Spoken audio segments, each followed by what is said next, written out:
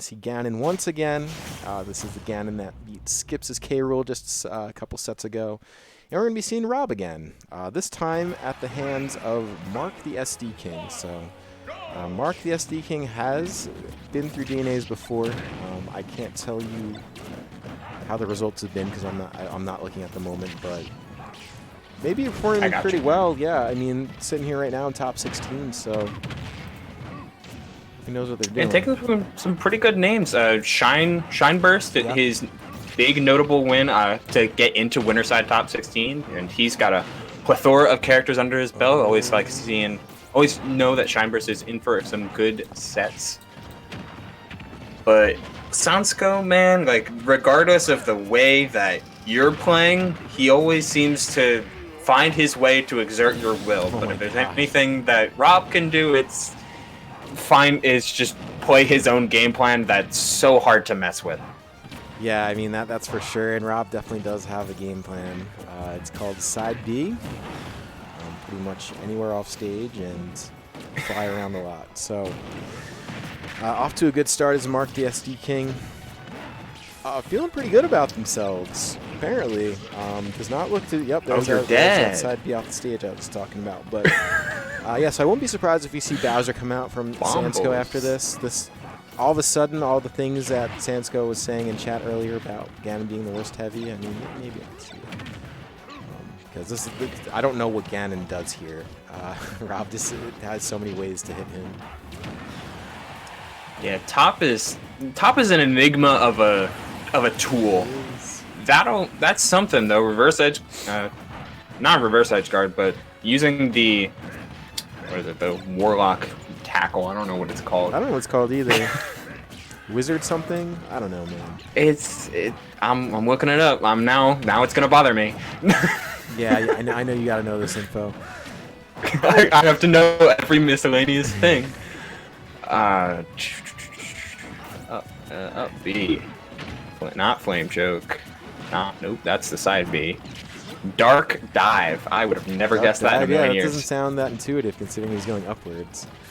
But alright, so my god. That was two very close calls. And yeah, Sankso very much hanging on by a thread here.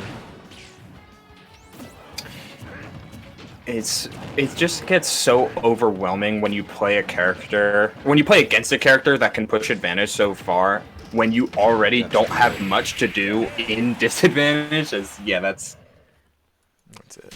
That's it. Yeah, well played by MarkTheSDking. He's gonna go up 1-0 on Sankso, and I mean, Sankso's pretty good, man. I know Ganon isn't usually the pick for Sankso, but that's what we're getting right now. I really won't be surprised to see if that changes. But in the meantime, looks like he might be trying to ride it out. But Rob, definitely fierce. I mean, you got to worry about Rob no matter who you play, let alone Ganon. This is a big robot. Packs a punch. Packs a lot of punches.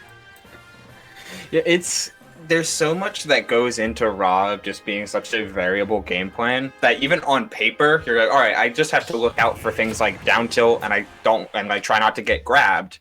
But then you also get caught by Nair, and sometimes that's really hard to punish, particularly as a character as slow as Ganon. Bowser will have a much better time since he can challenge mid-air, but you still get beat sometimes. And if there's a character with bombos in this game, then that's certainly Rob. He'll kill you off a touch and not think any second thought.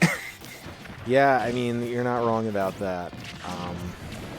I do think, I mean, we've seen Sankso's Bowser do all kinds of things in our time here. This is a Bowser that has won events, has placed top 8 at many other events, and Bowser probably, oh my lord, that was very close, and that was a really good tech too.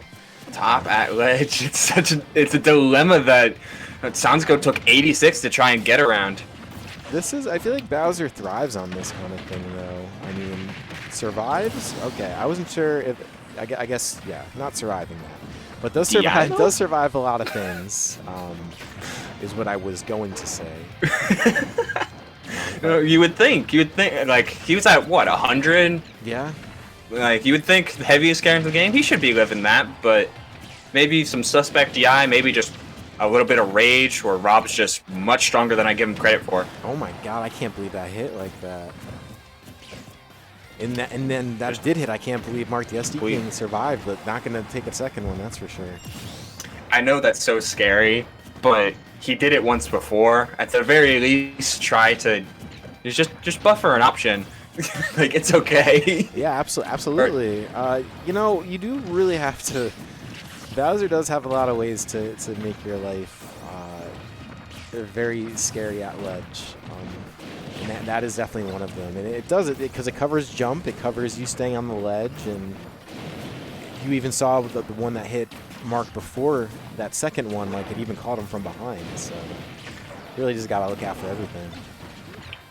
Okay, Mark is officially circle camping. He's going back and forth and finding openings when he can get them. But if he can dash back, throw top, he's gonna end up doing it. Okay, a little bit of indecision towards there, but he does maintain the ledge trap. Gonna get hit by that laser. Looking for a very, very hard read there. Maybe looking for the roll-in. Not gonna get it, but in a much better position is Sankso. Yeah, that fair off stage is so good for Bowser. And sometimes just the linear edge guarding options are the best. Bowser's forward air is huge, but so is the arm rotor. Yeah, that move is it's a good move. Yeah. Good move out of 10 here. Yeah, it'll definitely kill you at way earlier percents than you would imagine. It hits you a lot of times. It's pretty domineering. And there's that roll read that he was looking for on that second stock. Gonna get it there. So that is Sankso. Here, too. some classic conditioning coming from Sankso. Like, he would not. Maybe it's not even conditioning because he went for it every time, but Mark counterplayed that very option over and over and over again. It's like, hey, you're gonna charge up smash at roll distance. I'll wait, and then I'll pop you with top. I'll wait, and then I'll just like jump away and use my fuel to get out of dodge. But all it takes is one. Yep. And he gave him the roll. Yeah, gave him the roll. Got exactly what he was looking for. So we were at Game 3 territory. Winner of this will go on to top 8, and they will be playing against Haven. So that definitely explains Haven in the chat. Very much are watching, and I know Haven has probably played Sankso before. I don't think he's played Mark, but I know he's definitely played against Robs on the line. Certainly no shortage of them, and the stage counter pick makes perfect sense on top of all of that. Like, you're trying to... Rob's claim to fame is being able to kill you off a touch and control neutral when he's not just comboing you to heaven and hell and back. Yeah, and this just in, by the way, Haven says if Mark wins, they are going to be doing the random ditto in winner semis, so that is apparently on the table. Oh, even better. Love it. I don't think I'll be seeing it, but I do love it. Or I'll be casting it, I should say. Yeah, well, wow, oh my god, it's already 9:14. Alright, yeah, I guess you probably won't see that because we have one more after this. You might. I don't know, we'll see how quick the next step goes, but oh my lord, that up smash, just whiffing. Sankso, I actually think, despite this high damage, they're feeling somewhat comfortable now.